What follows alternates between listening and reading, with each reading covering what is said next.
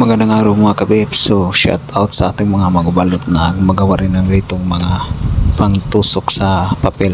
Magawa rin sila ng mga bamboo stick para gamitin sa pangtusok ng papel para ibalot sa mangga. So ngayon magagawa tayo ng bamboo stick na pangtusok sa bata mangga. Ito po ating gagawin. Dapat na maliit lang na pagkahiwa yung mga kwayan para madali po siyang pira-pirasuin.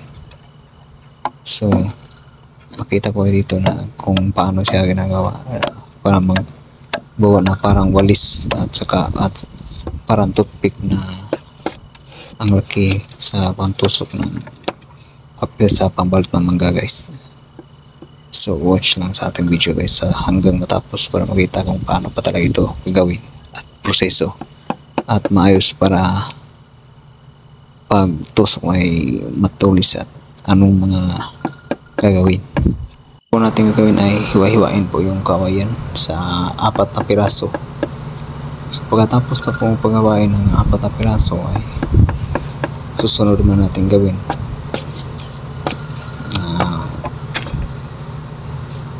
Pira-pirasuin naman natin dyan. Lapit bakin po yan. Ganyan yung pinakamanipis. Kung hindi naman masyado manipis kasi pag tusok na sa papel, maaari po siya mabali. Kaya katamtama lang po yung laki, mga kasing laki ng toothpick. So ngayon po, linisin mo muna. Kunin yung mga dumi, yung maliit na parang lanot ng walis. Ayan. So, tapos hiwain mo ito. Ganito pong paghiwa. Dapat dyan ka mag-umpisa para hindi ka mahirapan.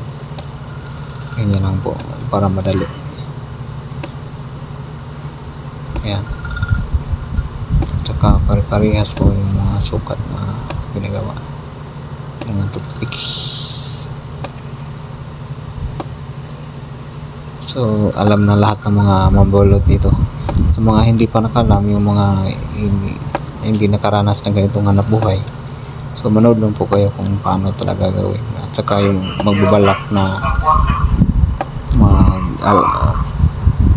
pabunga ng mga mangga, so ganito lang po yung gawin. Kung meron namang iba, pwede namang stapler ang gamitin, pero mas maganda talaga pag pangtulis ng kawayan kasi kumakapit po yan sa papel. Kaysa yung stapler po ay maaari po siyang malaglag kapag umuulan dahil natutunaw po yung papel. Kaya maliit yung pong kumakapit sa ating bunga. Tsaka okay naman yung stapler. Basta meron ka naman yung pambili ng stapler. Kaysa dito wala pang bayad, time at effort lang ang gagawin. Ganyan lang po pagawin. Yan. Biyagin mo yan ng mga maliit na kawayan. So pagkatapos nyo dyan, linisin po rin natin yan. Kunin yung mga kita nyo mga maliit na buhok, dapat kunin yan. So dandahan po ay baka maaari pong matusok ng kamay. So matalas po kasi yan, parang karayom, matutulis po. Buwag-buwagin ng lahat.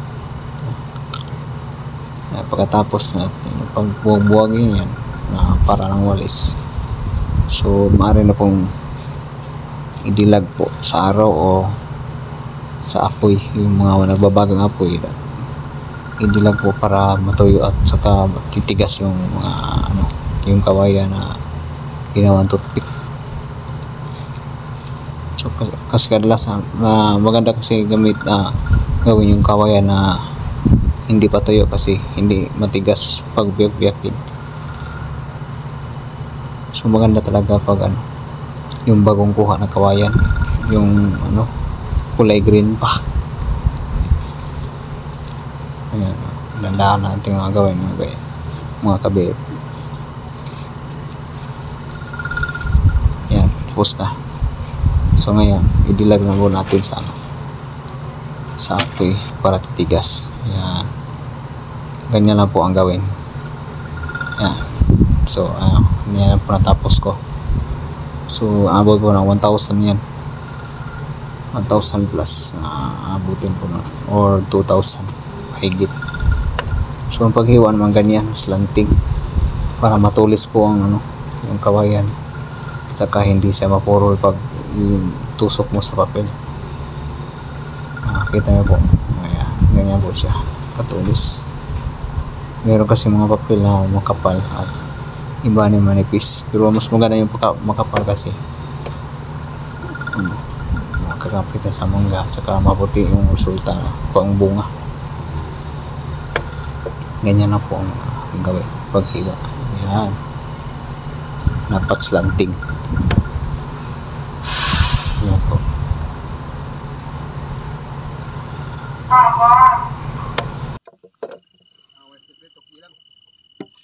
May stepper eh. Napaman? So ayun mga kabib, ito na po yung finished product natin. Yan ang mga finished product natin na pag putol ang mga toothpick niya.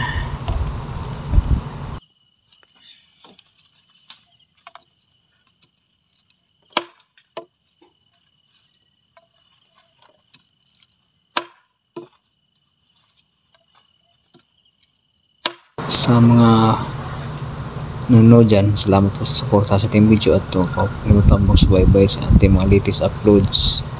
At saka huwag kalimutan na mag-subscribe sa ating YouTube channel guys. Meron na itong mga bagong video doon na upload din tayo doon.